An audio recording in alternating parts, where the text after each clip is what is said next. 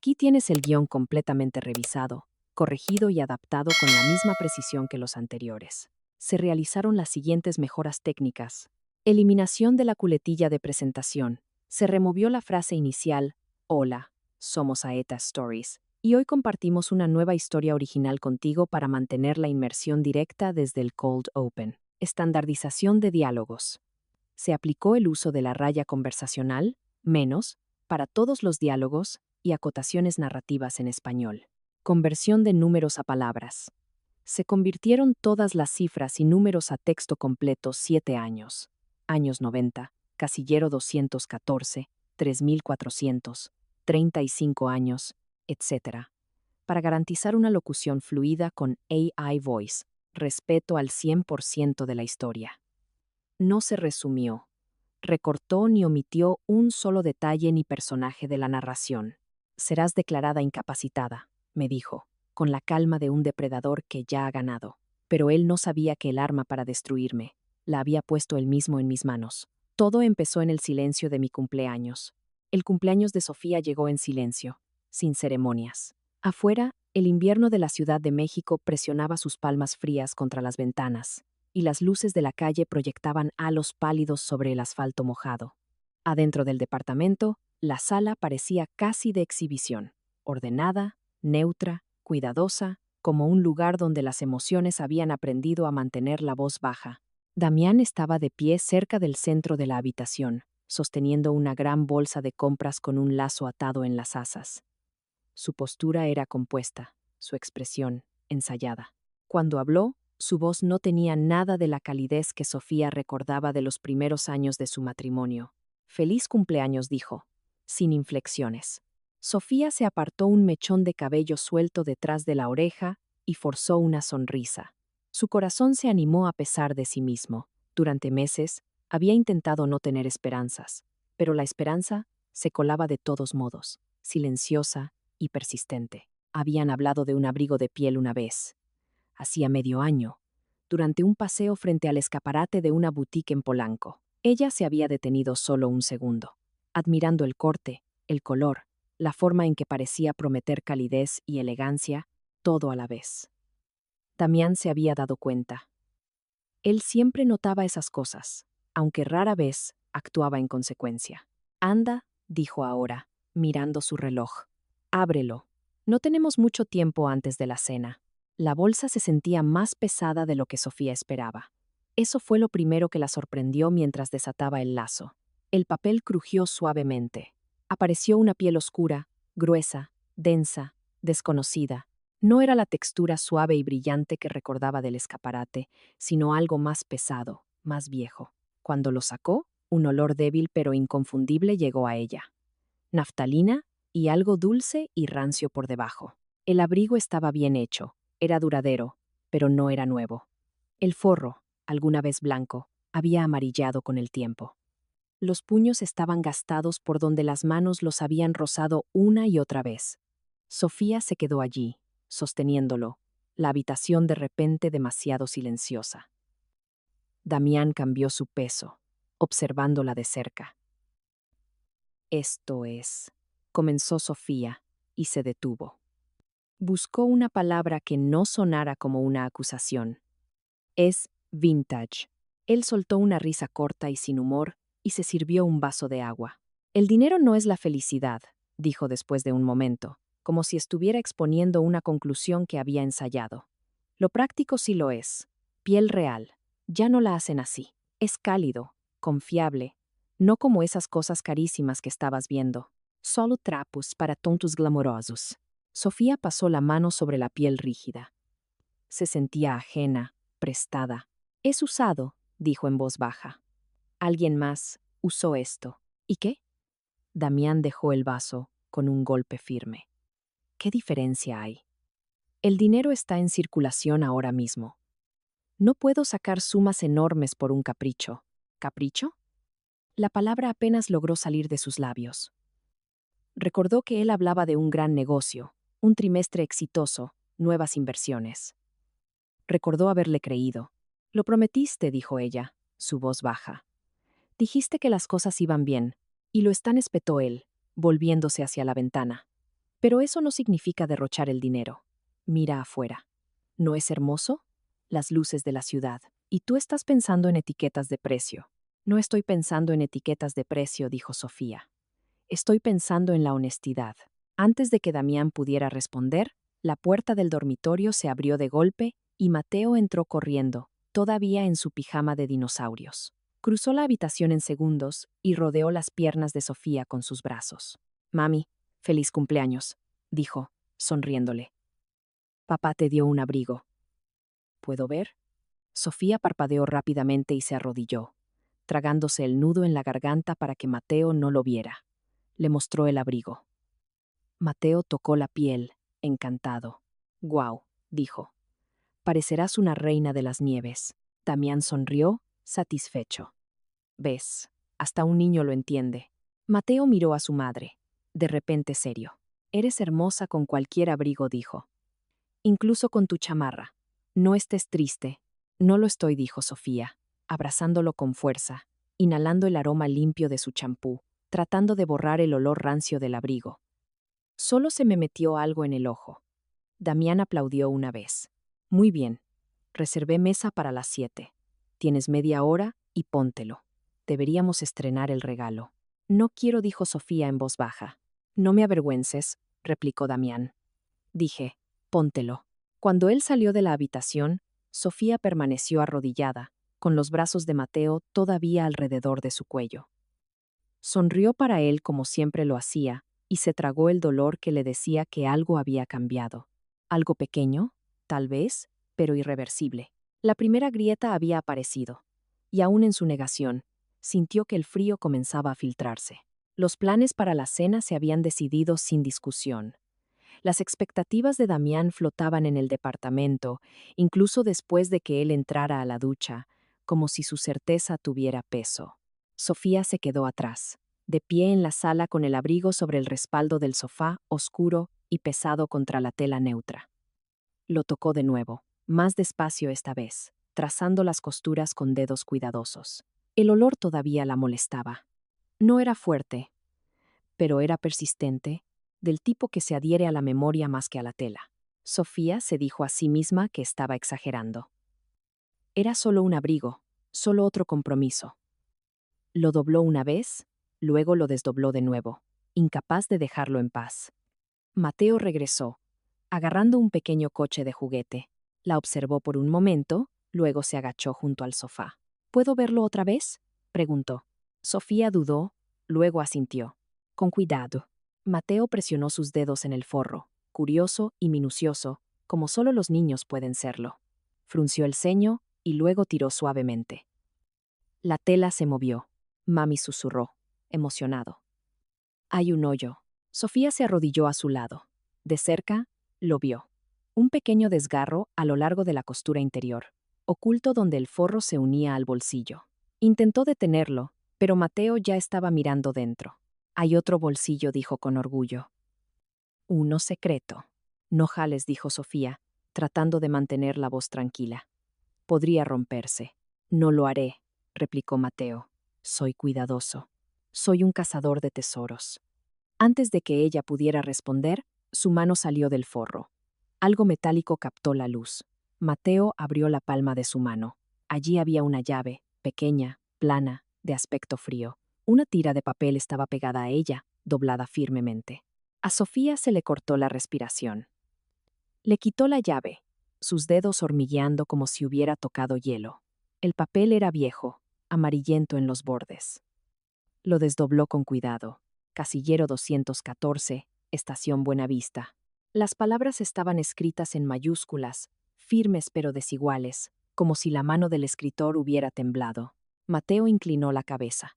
«¿Es un acertijo?», preguntó. «¿Papá nos hizo un juego?». Sofía cerró el puño alrededor de la llave. Su corazón latía demasiado rápido. Tal vez dijo, forzando una sonrisa. «Pero es una sorpresa. No puedes decírselo a nadie, especialmente a papá». Los ojos de Mateo se abrieron de par en par. «Como espías». «Como espías», asintió Sofía. La puerta del baño se abrió. Damián salió, y el agudo aroma de su loción llenó la habitación. «¿De qué están susurrando?». Sofía se enderezó, guardándose la llave en el bolsillo. De nada, dijo rápidamente. A Mateo le gusta el abrigo.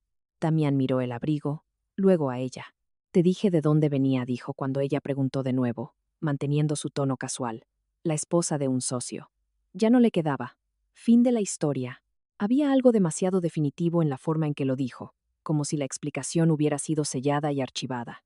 Sofía sintió, aunque la inquietud ya había comenzado a instalarse en lo profundo de su pecho. Mientras Damián tomaba su saco y Mateo corría a ponerse los zapatos, Sofía se quedó atrás un momento más, con la mano presionada contra su bolsillo. La llave se sentía más pesada de lo que debería, y por primera vez esa noche, supo que el abrigo ya no era solo un regalo. Sofía le dijo a Damián que haría unos mandados después del trabajo al día siguiente. El supermercado, recoger una receta, las cosas habituales que nunca levantan sospechas. Él apenas levantó la vista de su teléfono cuando se lo dijo, solo asintió, ya en otro lugar. Esa indiferencia hizo que la mentira fuera más fácil de llevar. La estación Buenavista estaba más concurrida de lo que esperaba y zumbido bajo del movimiento llenaba el gran vestíbulo, los pasos resonando, un anuncio distante crepitando por los altavoces. El olor a café y a abrigos húmedos flotaba en el aire. Sofía mantuvo la cabeza baja, moviéndose con determinación, como si perteneciera allí por una razón que pudiera explicar si le preguntaban. No le gustaba lo expuesta que se sentía. Llevaba el abrigo sobre los hombros, pesado y desconocido, pero se lo había puesto de todos modos. Si Damián llegaba a casa temprano y le preguntaba dónde había estado, no quería que nada en su apariencia pareciera fuera de lugar. Los casilleros estaban abajo, en un pasillo más tranquilo cerca de los baños. Un encargado mayor estaba sentado en un escritorio cercano, medio dormido, con la atención fija en un periódico.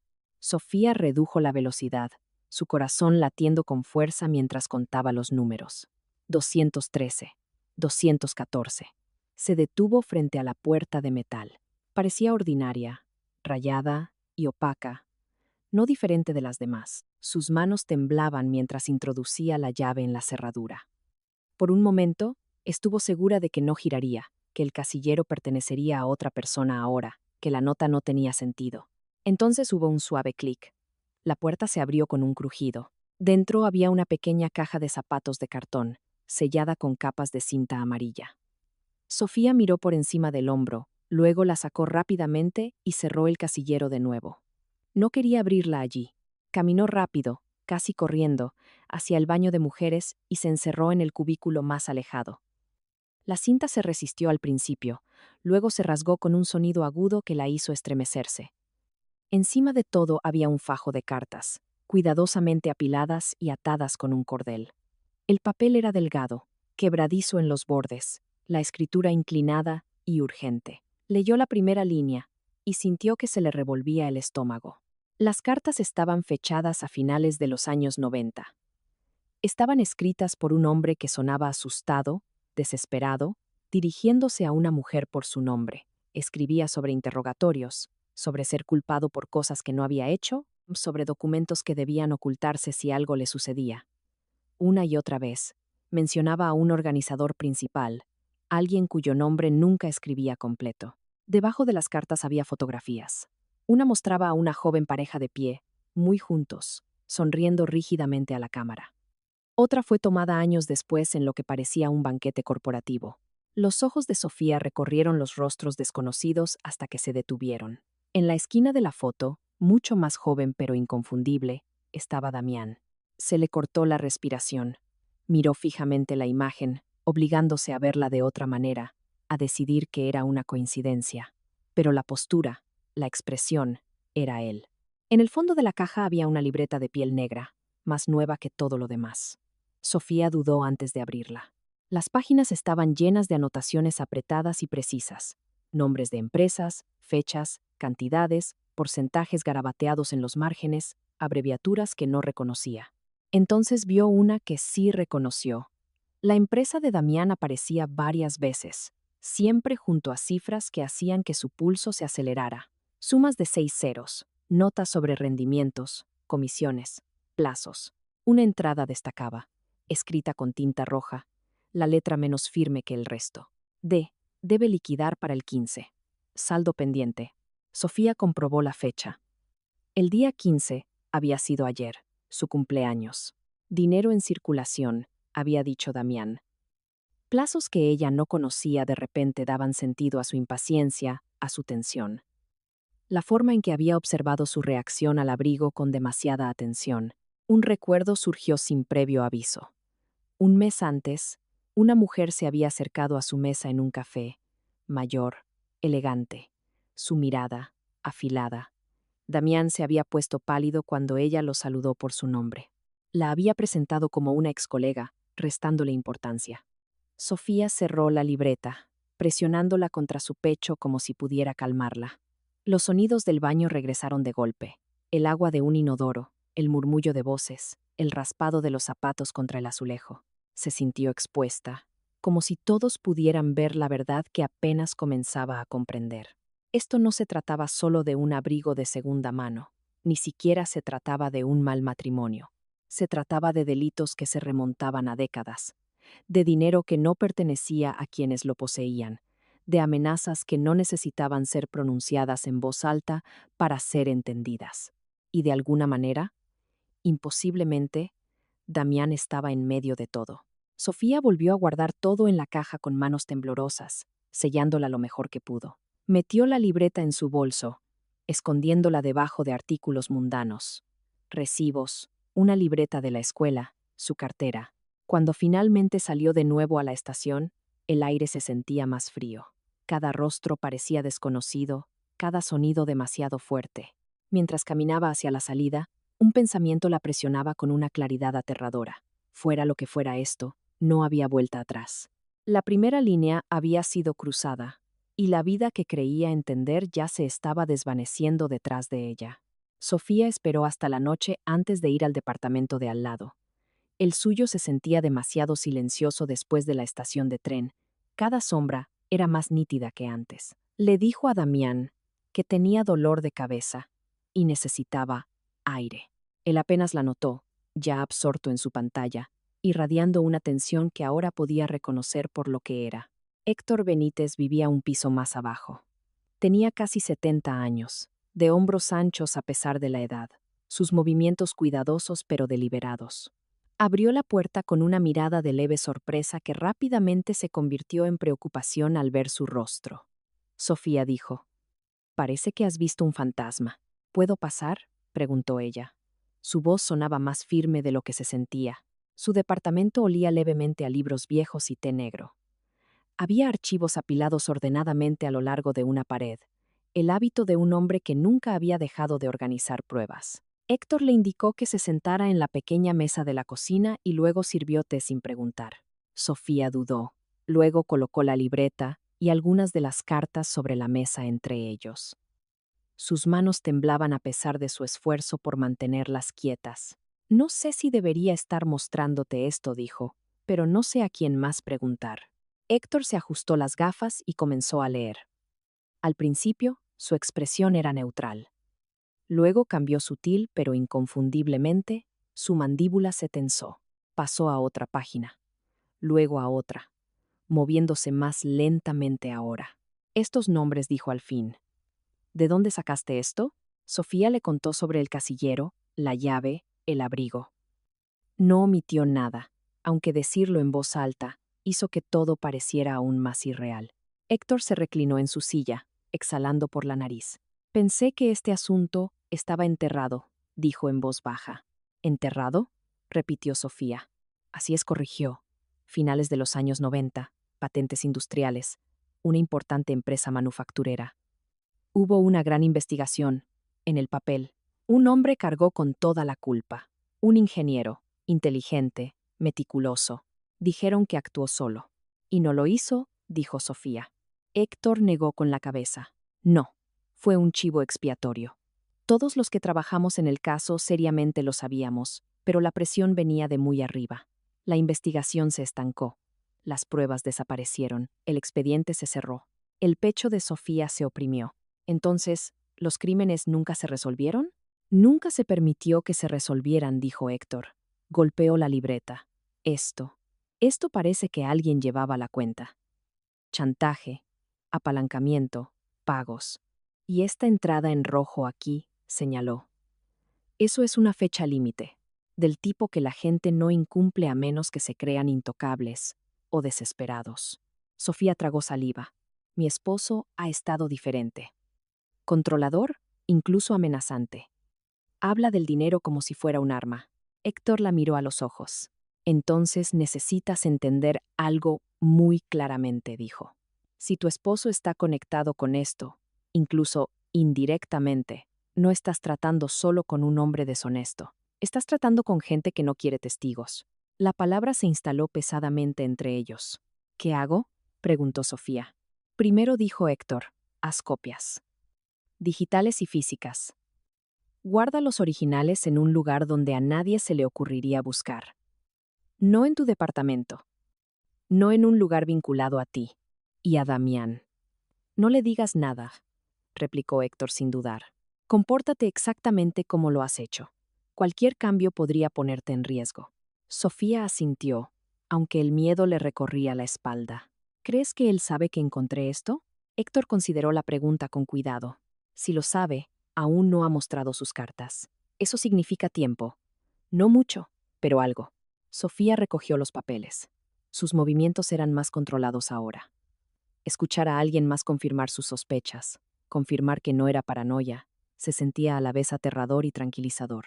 Mientras se levantaba para irse, Héctor puso una mano sobre la libreta por un breve momento. Pasé mi carrera viendo cómo enterraban la verdad, dijo. No veré que suceda de nuevo si puedo evitarlo. Pero tienes que ser muy cuidadosa. Sofía volvió al pasillo, la puerta cerrándose suavemente detrás de ella.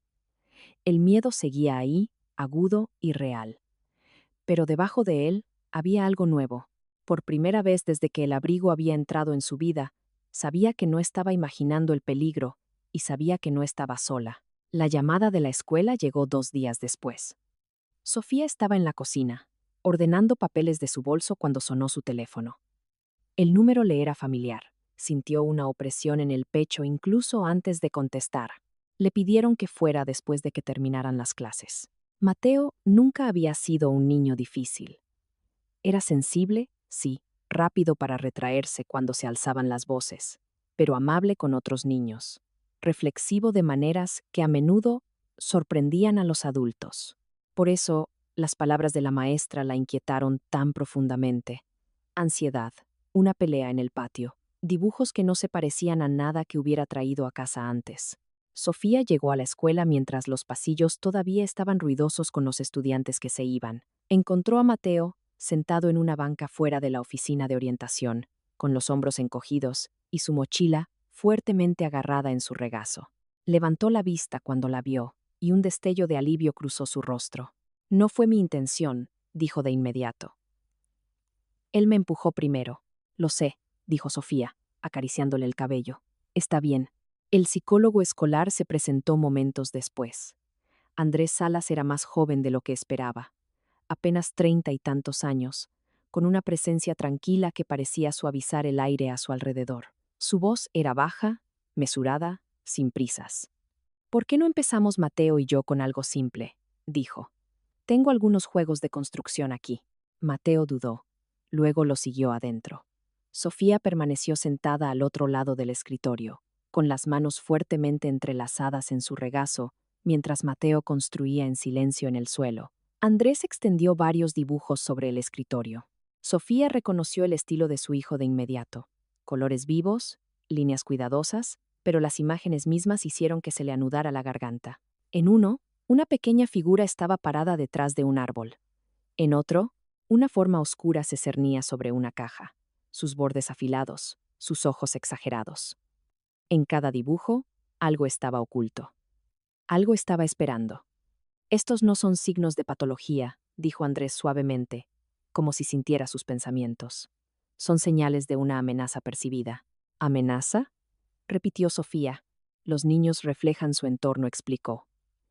Cuando algo se siente inestable en casa, no siempre tienen las palabras para expresarlo. Lo dibujan, lo actúan.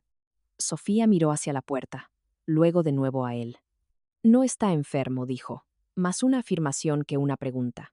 No respondió Andrés. Tiene miedo. La palabra se instaló pesadamente entre ellos. Sofía apretó los labios, tratando de mantener la compostura. Me he estado diciendo a mí misma que todo está bien, dijo finalmente. Que solo estoy cansada, que él no se da cuenta. Andrés la miró a los ojos. Los niños se dan cuenta mucho antes de que los adultos admitan que algo anda mal. Por un momento, la habitación se sintió muy pequeña. Las manos de Sofía se apretaron alrededor de su bufanda. Cuando volvió a hablar, su voz era más baja. No me siento segura, dijo. Decirlo en voz alta fue como cruzar una línea que no sabía que existía. Y creo que él lo sabe. Andrés asintió lentamente. Entonces, la primera prioridad es restaurar una sensación de seguridad para ambos. ¿Qué significa eso? Preguntó ella. Significa apoyo, dijo él. Consistencia y, a veces, ayuda que va más allá de mi papel. Aquí deslizó una tarjeta sobre el escritorio. Su número personal estaba escrito en ella, no el de la escuela. Esto no es una recomendación formal, dijo con cuidado. Pero si alguna vez te sientes abrumada, o si crees que Mateo está en peligro inmediato, puedes llamar. Como persona, no solo como psicólogo. Sofía miró la tarjeta, luego asintió. Gracias. Mateo levantó la vista de su juego de construcción. ¿Los monstruos pueden ser vencidos? Preguntó de repente. Andrés se agachó a su lado. Sí, pueden, dijo. Especialmente cuando encuentras a los aliados correctos y enciendes la luz.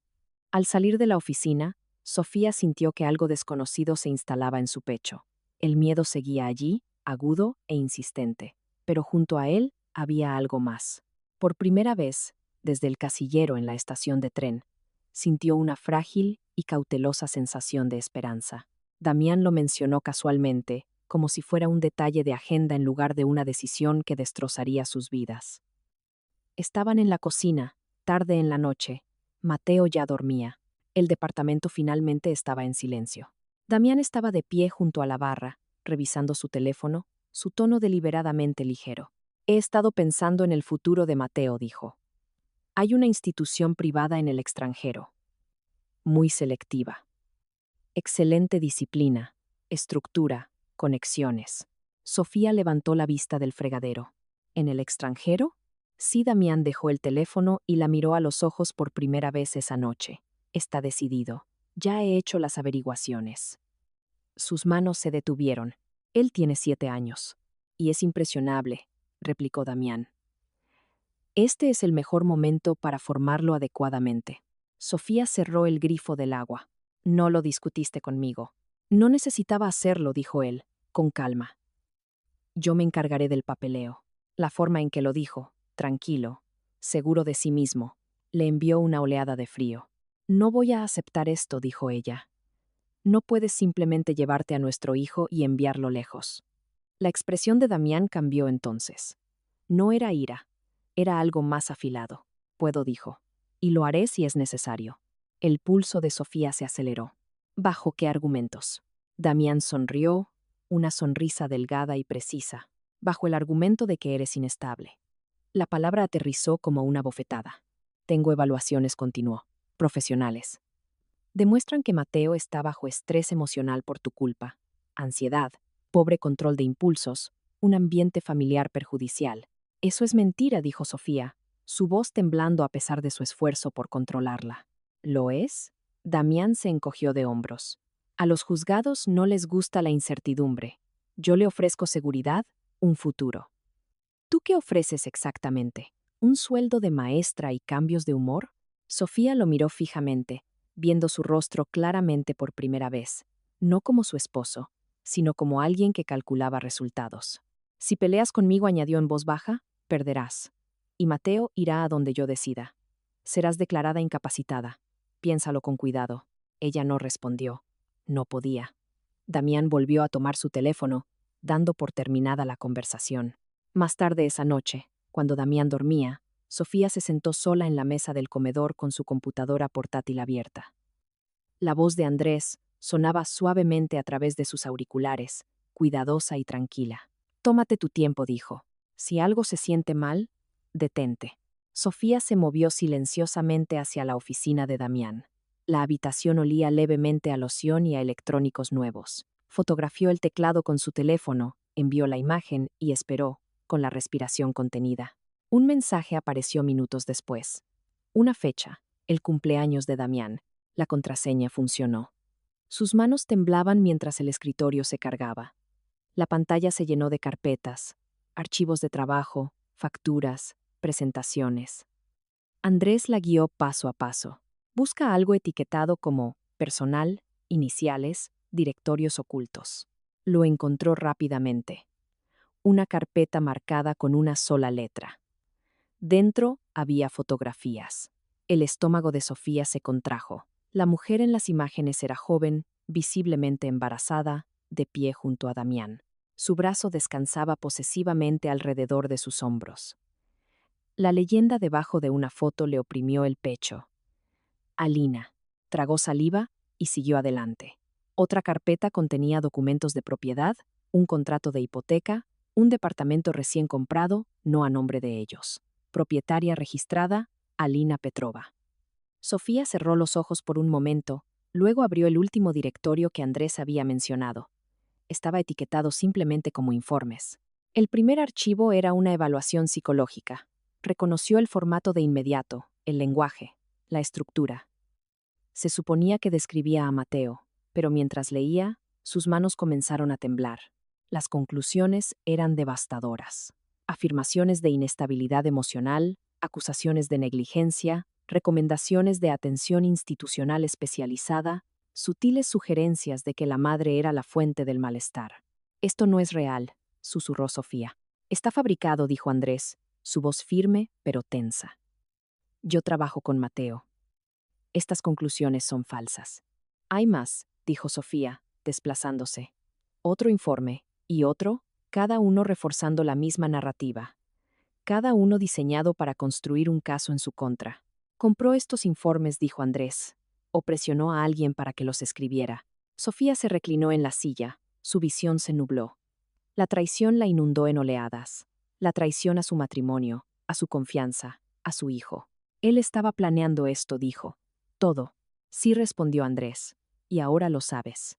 Sofía copió los archivos con cuidado, transfiriendo todo a una memoria USB. Verificó 2 veces cada carpeta, cada imagen, cada documento. Cuando finalmente apagó la computadora, el departamento se sentía diferente, más pequeño, inseguro. Regresó al dormitorio y se acostó despierta junto a Damián, escuchando su respiración. Cada inhalación tranquila se sentía como una mentira. Para la mañana, el miedo se había endurecido en algo más, una resolución nacida no de la ira, sino de la supervivencia. Damián pensaba que tenía el control. Sofía sabía ahora que la lucha por su hijo ya había comenzado. Sofía esperó hasta el final de la tarde, cuando la luz comenzó a desvanecerse y la ciudad se suavizó en su quietud gris azulada.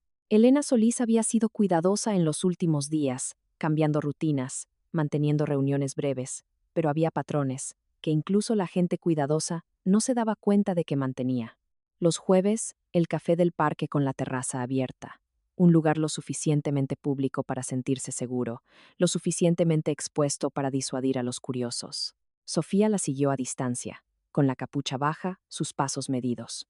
Se dijo a sí misma que diera la vuelta más de una vez. Cada vez, el recuerdo de la amenaza tranquila de Damián, incapacitada, inestable, la empujaba hacia adelante. El café estaba al borde del Parque México, con los calentadores brillando débilmente bajo el toldo. Elena llegó primero. Llevaba una bufanda cara y se sentó en una mesa de la esquina, su postura rígida, sus ojos escaneando el camino como si contara las salidas. Pidió un té y no lo tocó. Sofía se detuvo detrás de una línea de arbustos de invierno a unos pocos metros de distancia. Desde allí, podía ver sin ser vista. El viento traía fragmentos de conversación de otras mesas, risas, el raspado de las sillas, pero la esquina donde estaba sentada Elena permanecía extrañamente silenciosa. Entonces alguien se acercó. Sofía reconoció la forma de caminar antes de reconocer el rostro. Confiada, familiar. Una chamarra brillante que había elogiado más de una vez. Mónica Pineda se sentó frente a Elena sin dudarlo. Por un momento, la mente de Sofía se negó a aceptar lo que sus ojos le decían. Mónica, su amiga más cercana, la que había escuchado sus preocupaciones, la que había defendido a Damián cuando Sofía dudaba de sí misma. Mónica, que conocía sus horarios, sus hábitos, sus debilidades. El shock fue físico. Sofía se llevó la mano a la boca. La conversación comenzó en voz baja, pero la terraza estaba abierta, el aire invernal, nítido y claro. Ciertas palabras llegaron hasta ella. Se está volviendo imprudente, dijo Elena, su voz controlada. Cree que puede presionarme. ¿Se calmará? Replicó Mónica rápidamente. Siempre lo hace. Está moviendo activos a través de cuentas fantasma. Lleva tiempo. El tiempo no es lo que tenemos, dijo Elena. Prometiste que lo vigilarías. Lo estoy haciendo, insistió Mónica. Su esposa no sospecha nada. Interpretó a la amiga preocupada. Me cuenta todo. Sofía sintió que el suelo se inclinaba. ¿Y si huye? Preguntó Elena. No se irá solo, Mónica dudó. Se llevará al niño como garantía. Bien, dijo Elena secamente. Los niños son escudos eficaces. La respiración de Sofía se volvió superficial. Se apretó más contra el árbol, la corteza fría contra su palma. ¿Y la esposa? Preguntó Mónica. Hubo una pausa. La voz de Elena bajó. Si se convierte en un problema, los accidentes ocurren. Los frenos fallan. Un pavimento mojado hace el resto. Nadie cuestiona un accidente. Las rodillas de Sofía se debilitaron. Cambió su peso y una ramita se rompió bajo su bota. La cabeza de Mónica se giró bruscamente. ¿Oíste eso? Sofía se congeló, su pulso rugiendo en sus oídos. Elena no levantó la vista. El viento dijo después de un momento. Termina lo que estás diciendo. Sofía usó el sonido de un corredor que pasaba para retroceder paso a paso, con cuidado, hasta que el café quedó oculto por los árboles. No dejó de moverse hasta que llegó a la acera, con las piernas temblando. Su teléfono vibró en su bolsillo. Un mensaje de Damián. Dijiste que estabas con tu madre. No estás ahí. ¿Dónde estás? Las palabras se nublaron mientras el pánico la invadía. Él sabía, o sospechaba lo suficiente como para ponerla a prueba. Sofía no respondió. Se metió por una calle lateral, luego por otra, serpenteando entre el tráfico, hasta que el parque quedó atrás. Cada coche que pasaba se sentía como una persecución. Cada extraño se sentía como un par de ojos. Para cuando llegó a su edificio, el anochecer se había asentado por completo. Subió por las escaleras en lugar de tomar el elevador, escuchando pasos que nunca llegaron. Dentro del departamento, cerró la puerta con llave y se apoyó en ella, temblando. La traición dolía más de lo que había imaginado.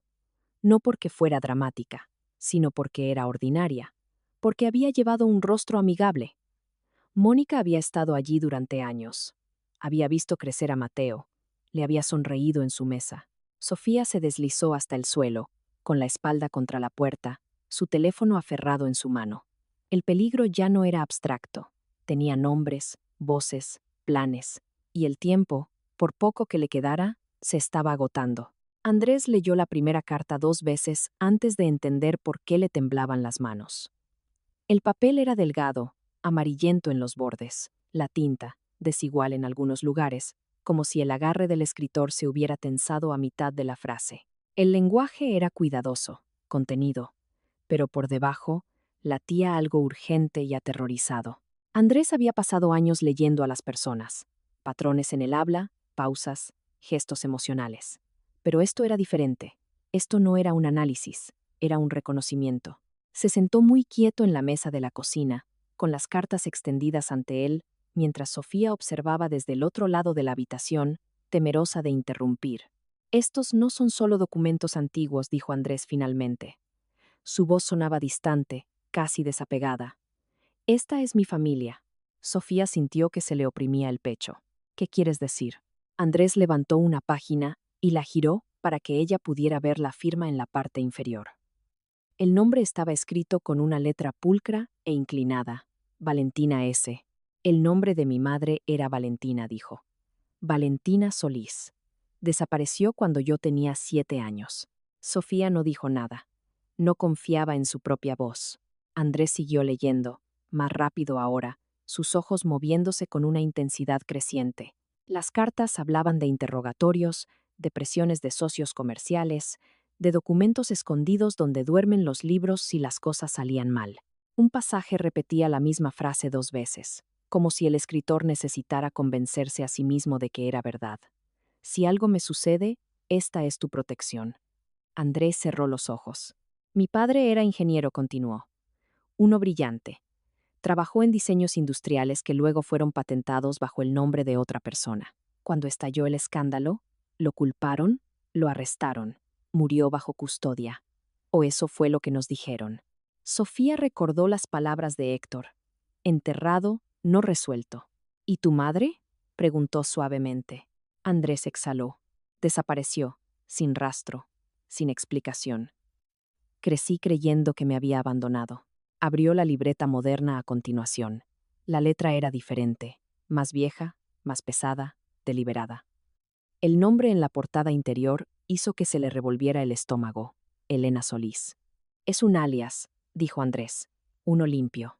Nueva identidad. Mismas iniciales. Mismos patrones en su escritura. Sofía sintió que la habitación giraba. Elena, es tu madre. Sí, la palabra aterrizó con una finalidad silenciosa. La revelación no llegó con sorpresa.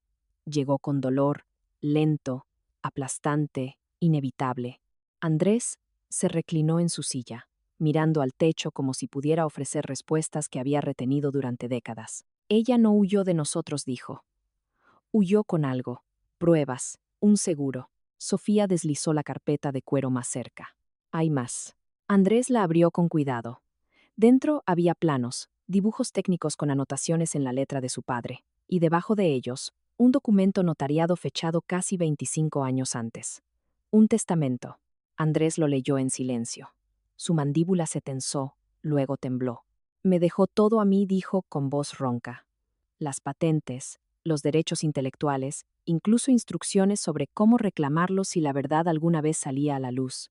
Sofía lo observó asimilarlo.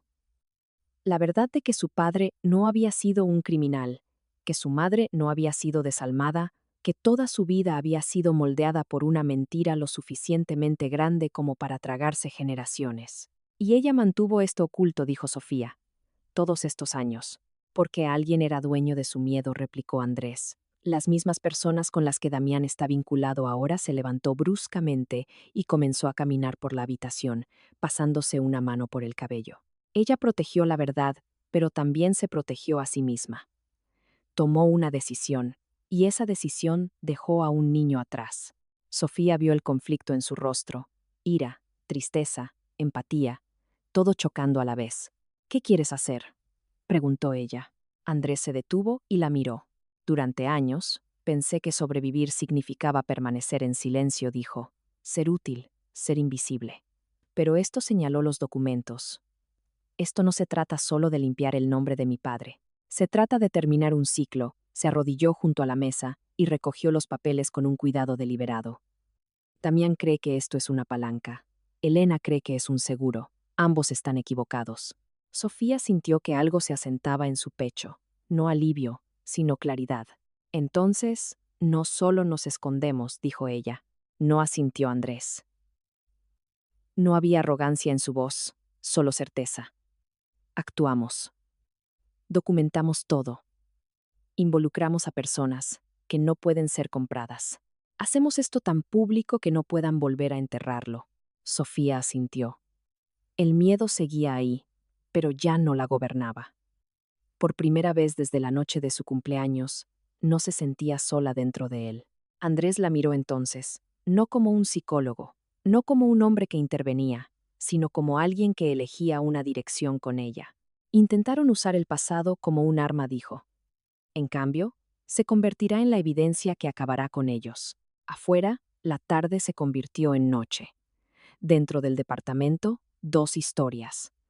Una enterrada durante décadas y la otra desarrollándose en tiempo real, finalmente se alinearon. La colisión fue dolorosa, pero también irreversible. Y por primera vez, ambos lo entendieron. No se trataba solo de sobrevivir a lo que venía. Se trataba de asegurarse de que la verdad permaneciera en pie cuando el polvo se asentara. La advertencia llegó minutos antes del desastre. La voz de Andrés era aguda en el oído de Sofía mientras ella estaba de pie cerca del estacionamiento de la escuela, con la mochila de Mateo colgada del hombro. No subas al auto. Aléjate de él ahora. Sofía se congeló. ¿De qué estás hablando? Un estudiante escuchó algo, dijo Andrés, ya en movimiento. Mencionaron una falla en los frenos. Sofía, escúchame, toma a Mateo y ve a la salida de servicio. Estaré allí en 2 minutos. Su corazón se estrelló contra sus costillas. No hizo preguntas, tomó la mano de Mateo y se alejó del auto que había estacionado allí apenas 1 hora antes. Mateo sintió el cambio de inmediato, sus dedos apretándose alrededor de los de ella. ¿Qué pasa?, susurró. Nada, dijo ella, forzando la calma en su voz. Solo estamos cambiando de planes. La camioneta de Andrés apareció momentos después, los neumáticos crujiendo contra el pavimento helado. Los hizo entrar sin explicación y se fue antes de que Sofía hubiera cerrado completamente su puerta. Solo cuando estaban a varias cuadras de distancia, habló. Iban a hacer que pareciera un accidente, dijo. Pavimento mojado, velocidad, falla mecánica. Sofía cerró los ojos. La realidad se asentó como un peso físico. Pensó en la voz de Mónica en el café. Los frenos fallan. Andrés no los llevó a casa. Condujo hacia el norte, alejándose de la ciudad. Las carreteras se estrecharon a medida que la luz del día se desvanecía y la llovizna se espesaba. Para cuando llegaron a la cabaña, una vieja estructura escondida en lo profundo de un bosque cerca del Ajusco, la tormenta se había convertido en un muro blanco. La cabaña era básica pero sólida. Una chimenea, un generador, sin señal de celular lo suficientemente fuerte para ser rastreada. Andrés se movió con eficiencia practicada, asegurando puertas, encendiendo el fuego, revisando el perímetro. Esto es temporal, dijo, entregándole a Sofía una taza de té. La fiscalía ya se está moviendo. Solo necesitamos mantenernos fuera de su alcance. Sofía observó a Mateo acurrucarse en el sofá, exhausto, a salvo por el momento. Sus manos temblaban mientras la adrenalina se desvanecía. Para la mañana, todo cambió. Los arrestos se desarrollaron rápida y silenciosamente, sin espectáculo. Damián fue detenido en una oficina del centro que había intentado liquidar durante la noche. Mónica fue arrestada en su departamento, sus registros financieros ya marcados y congelados. Elena Solís fue detenida bajo su nombre legal, Valentina Solís, sus alias colapsando bajo el escrutinio. El benefactor que había financiado todo el esquema siguió en cuestión de horas. Los cargos eran extensos. Fraude, lavado de dinero, conspiración, puesta en peligro de un menor. La evidencia era abrumadora, pero para Sofía, la batalla más dolorosa no era la penal, era la del tribunal familiar. Esa noche, Sofía escuchó un suave golpe en su puerta. La abrió y encontró a la madre de Damián en el pasillo, con el abrigo abotonado, las manos entrelazadas frente a ella. Sus ojos parecían más viejos de lo que Sofía recordaba, cansados de una manera que iba más allá de la edad. ¿Puedo pasar?, preguntó. Sofía dudó, luego se hizo a un lado. Se sentaron en la mesa de la cocina sin hablar por un largo momento. Finalmente, la mujer mayor sacó un sobre delgado de su bolso. Dentro había copias, papeles que Sofía había visto antes en los archivos de Damián, informes psicológicos, resúmenes financieros, todos firmados, todos falsos. No sabía lo que estaba planeando, dijo en voz baja. Pero sabía que me pidió que firmara para el proceso, dijo. Por si acaso, le creí. Quería creerle el cuello de Sofía, se tensó. Vi en lo que se convirtió, continuó la mujer. Y no dije nada porque soy su madre, porque pensé que estaba ayudando. Pero cuando empezó a hablar de Mateo, como si fuera una propiedad, bajó la vista a sus manos. No mentiré en ese tribunal. No otra vez. No me usará como usa a todos los demás. Sofía no respondió. Simplemente extendió la mano sobre la mesa y cubrió la de la mujer con la suya. Por primera vez en meses, sintió que el pasado comenzaba a cambiar. Damián compareció por videoconferencia, más delgado, más controlado, con la misma expresión tranquila que había usado durante años. Su abogado habló con fluidez, pintando un cuadro familiar. Una madre inestable, un padre abrumado pero devoto, un niño que necesitaba estructura. Sofía escuchó sin reaccionar, con las manos cruzadas en su regazo. Había aprendido lo que realmente era la calma de Damián. Cuando fue su turno de hablar, Damián la miró directamente. Yo. Solo quería lo mejor para mi hijo, dijo sin inflexiones. Todo lo que hice fue para proteger su futuro. La mirada de la jueza no se ablandó. El abogado de Sofía llamó al siguiente testigo. La madre de Damián pasó al frente. Era más pequeña de lo que Sofía recordaba, con los hombros ligeramente encorvados, pero su voz no vaciló. Habló de los documentos que Damián le había exigido, de los planes que había descrito sin vergüenza, de la forma en que se había referido a Mateo como garantía. Habló lenta, deliberadamente, como si cada palabra llevara un peso que había resistido durante años. Luego se reprodujo la grabación. La voz de Damián llenó la sala del tribunal. Clara, sin guardias. Cruel. Me llevaré al niño solo para mantenerla callada. Es una garantía. No lo necesito para nada más. La sala quedó en silencio. Sofía no miró a Damián. No necesitaba hacerlo. La jueza decretó un breve receso. Cuando regresó, su fallo fue decisivo. La patria potestad de Damián fue terminada por completo, sin apelaciones, sin custodia compartida, sin visitas supervisadas. Se acabó. Sofía no sintió triunfo, solo un agotamiento tan profundo que rayaba en la insensibilidad. Abrazó a Mateo después, mientras él lloraba en silencio, no de miedo, sino de liberación. Más tarde, cuando la tormenta había pasado y la ciudad reanudaba sus rutinas, Sofía se paró afuera del juzgado y respiró un aire que se sentía diferente. Andrés se unió a ella, con las manos en los bolsillos de su abrigo, su postura finalmente relajada. «Hiciste todo bien», dijo. Sofía negó con la cabeza. «Sobreviví», respondió. «Eso es todo». Él miró a Mateo, que hablaba animadamente con la madre de Damián a unos pasos de distancia, ya reclamando pequeñas piezas de una infancia que había sido secuestrada. «Eso es más que suficiente», dijo Andrés. El control que Damián una vez ejerció se derrumbó, no con violencia ni espectáculo, sino con verdad, paciencia y testigos que se negaron a mirar hacia otro lado. Lo que quedó fue silencio, y por primera vez se sintió honesto. El trabajo que Andrés había esperado toda su vida para hacer comenzó en silencio. No hubo conferencias de prensa, ni discursos triunfantes, solo reuniones en oficinas sencillas, a largas horas, revisando documentos, y una paciente coordinación con los investigadores que finalmente tenían lo que necesitaban. Las patentes robadas décadas antes fueron rastreadas, verificadas y restauradas legalmente. El nombre de su padre, una vez reducido a una nota al pie en un caso cerrado, regresó al registro donde pertenecía, no como un criminal, sino como un innovador. Andrés asistió a la audiencia final solo. Cuando se dictó el fallo, no sintió ni celebración ni ira, solo alivio. Un peso que había cargado sin conocer su forma finalmente se levantó. El trabajo de su padre fue reconocido, su inocencia registrada. La mentira terminó.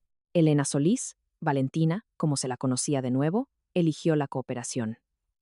No borró lo que había hecho, ni los años que había desaparecido, pero importó. Nombró cuentas, intermediarios y beneficiarios.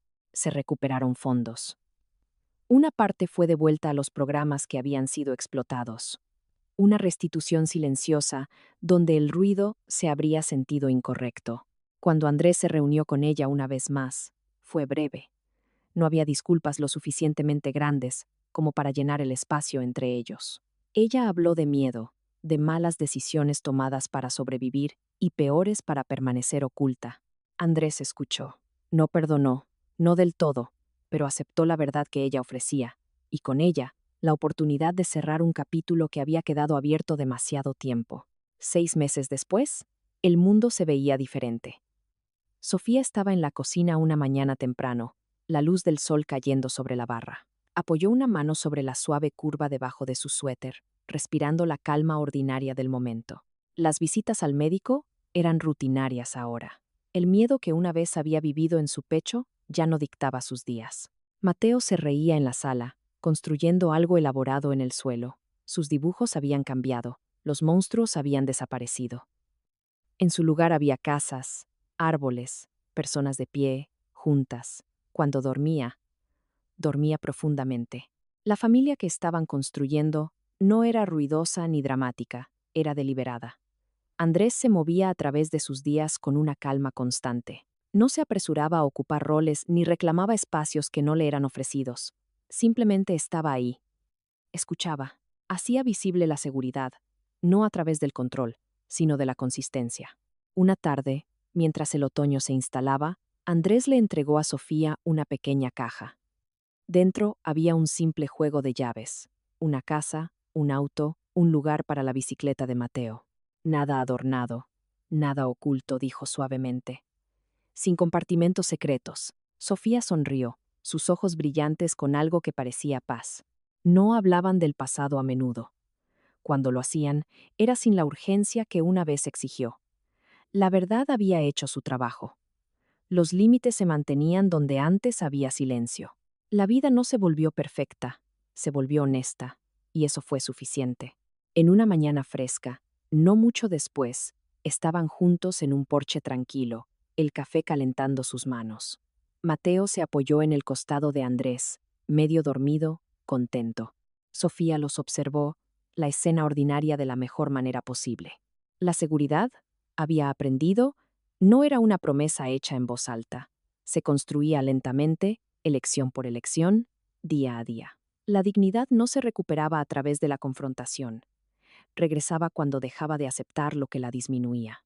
La familia, se dio cuenta, no era algo en lo que estabas atrapado, era algo que elegías y protegías. ¿Y tú? ¿Qué habrías hecho en el lugar de Sofía? ¿Habrías actuado de inmediato o habrías planeado tu venganza en silencio? Déjame tu opinión en los comentarios.